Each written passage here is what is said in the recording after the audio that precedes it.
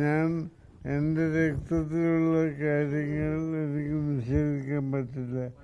എൻ്റെ അച്ഛൻ അധ്യാപകനായിരുന്നെങ്കിലും കൃഷിക്കാരനായിരുന്നു.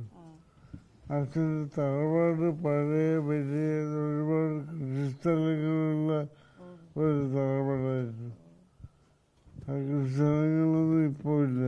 അതല്ല, അച്ഛൻ വരവേൽപ്പ് പറഞ്ഞ സിനിമയിലൂടെ നിങ്ങൾ കണ്ടിട്ടുള്ള ആള് എൻ്റെ അച്ഛൻ തന്നെയാണ്. അതിലെ പ്രധാന കഥാപാത്രം ബസ് വാങ്ങിച്ച് നശിച്ച് വീട് ജപ്തി ചെയ്തു പോയി. ആള് എൻ്റെ അച്ഛനാണ്. ആ കഥ സത്യം നിർബന്ധിച്ചപ്പോൾ ഞാൻ സിനിമയാക്കിയതാണ്. ഞാനിപ്പോൾ പറയാൻ ആഗ്രഹിക്കുന്ന കാര്യം എന്താണെന്ന് വെച്ചാൽ, ഞാൻ സ്ഥിരമായിട്ട് സഫാരി ചാനൽ എന്ന് പറഞ്ഞ ചാനൽ TV കാണുന്ന ഒരാളാണ്. നമ്മൾ പാലസ്തീനെ പറ്റിയിട്ടും അമേരിക്കയെ പറ്റിയിട്ടും ഇസ്രായേലിനെ പറ്റിയിട്ടും ഒക്കെ ദിവസേന ഇപ്പോൾ അവിടെ യുദ്ധം നിൽക്കുമോ, നിൽക്കില്ലേ, അവിടെ ശവശീലം തിരിച്ചു കൊടുത്തു, പിന്നെ ജയിലടച്ചിരിക്കുന്ന ആൾക്കാർ തിരിച്ചു കൊടുത്തു എന്നൊക്കെയുള്ള വാർത്തകൾ ദിവസേന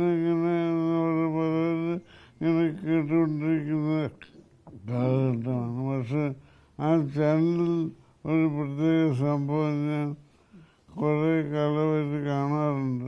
ഒരിക്കലല്ല പലതവണ.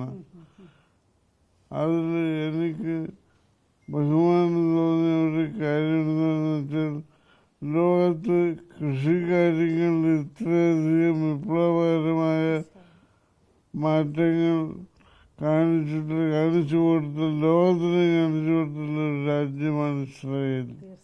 നമ്മൾ ഇസ്രായേലിന് നമുക്ക് പലസ്തീൻ്റെ കേസിൽ കുറ്റപ്പെടുത്താം. പക്ഷെ അവർ മത്സ്യം വളർത്തുന്ന കാര്യത്തിലും കൃഷിയുടെ കാര്യത്തിലും ലോകത്ത് എവിടെ നിൽക്കുന്നുവെന്ന് ഞാനത് കണ്ടപ്പോഴാണ് മനസ്സിലാക്കിയത്. ഓരോ എന്തെല്ലാം ചെറിയ ചെറിയ കാര്യങ്ങളിലൂടെയാണ് കൃഷി ലോകത്ത് മുഴുവൻ പല കാര്യങ്ങളിൽ യുദ്ധം ചെയ്തിട്ടും പരസ്പരമുള്ള അധികാരം കാണിക്കുന്നതിന് വേണ്ടിയും ഭൂമി മുഴുവൻ നഷ്ടമായിട്ടുണ്ടെങ്കിലും ഇതിൽ നിന്നെല്ലാം പാഠങ്ങൾ പഠിച്ച് ഇസ്രായേലിലുള്ള ആൾക്കാർ കൃഷിയിൽ കൊണ്ടുവന്നിട്ടുള്ള മാറ്റങ്ങൾ അത് മനസ്സിലാക്കാൻ നമ്മൾ അവിടെ പോവുക തന്നെ വേണം.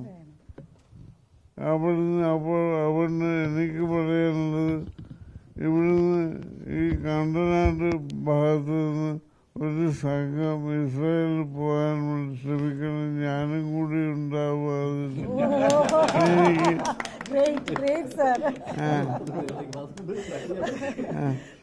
അതിന്റെ കാശ് മുഴുവൻ മനു എടുക്കുന്നതാണ്.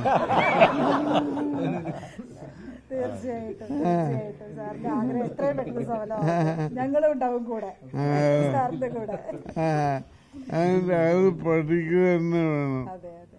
അതായത് മീൻ വളർത്തലിന്റെ കാര്യത്തിലും നമ്മൾ ഇന്നുവരെ കേട്ടിട്ടില്ലാത്ത പല പ്രത്യേകതകളും അവര് ഈ വെള്ളം ഉപയോഗിച്ച് മീനിനെ എങ്ങനെ കൂടുതൽ മീനുകളെ ഉൽപ്പാദിപ്പിക്കാം, വെള്ളം ഉപയോഗിച്ചിട്ട്, അല്ലാതെ ഭക്ഷണമല്ല, മീനിന് കഴിക്കുന്ന ഭക്ഷണമല്ല, വെള്ളം ഉപയോഗിച്ചിട്ട് മീൻ വളർത്തൽ എങ്ങനെ സമ്പന്നമാക്കാം എന്നൊക്കെ പഠിപ്പിക്കുന്ന തന്ത്രങ്ങൾ, ബുദ്ധിയാണ് അതിൽ. ഇസ്രായേലിൻ്റെ ആൾക്കാർ മാത്രമല്ല, ജൂതന്മാരും ലോകം മുഴുവനുമുള്ള ഒരുപാട് കാര്യങ്ങളിൽ, ബഹിരാകാശ കാര്യങ്ങളിൽ വരെ വിപ്ലവം സൃഷ്ടിച്ചിട്ടുള്ള ജൂതന്മാരാണ്. അതുപോലെ തന്നെ ഇസ്രായേലിൻ്റെ ഇന്നത്തെ അവസ്ഥ അത് പഠിക്കുക തന്നെ വേണം. അത് മനു എത്ര കാശ് വേണമെങ്കിലും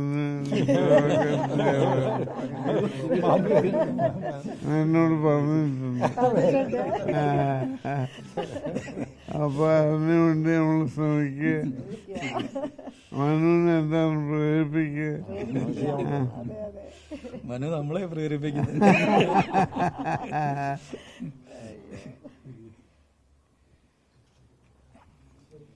അങ്ങനെ കണ്ടനാട്ട് നമുക്കൊരു ഇസ്രായേലായി മാറ്റണം. സാറിന്റെ ആഗ്രഹം.